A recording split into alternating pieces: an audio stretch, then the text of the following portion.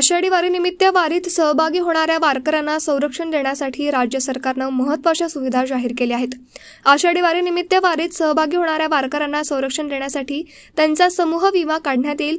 तसेच त्यांना दरवर्षीप्रमाणे यावर्षी देखील वैद्यकीय सेवा पुरवण्यात येईल असे उपमुख्यमंत्री एकनाथ शिंदे यांनी स्पष्ट केले।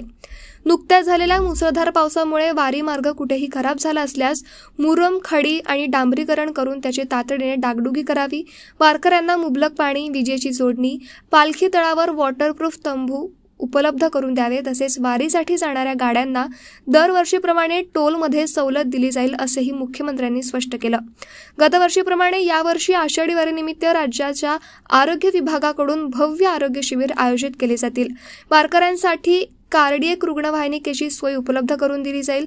पंढरपुरात तात्पुरती ICU सुविधा उपलब्ध करून दिली जाईल। त्यासोबतच गतवर्षी वारी दरम्यान झालेल्या अपघातात मृत्युमुखी पडलेल्या वारकऱ्यांना शासनाद्वारे मदत केली जाईल। पोलिसांशी व्यवस्थित समन्वय व्हावा यासाठी नोडल ऑफिसर नेमण्यात येईल।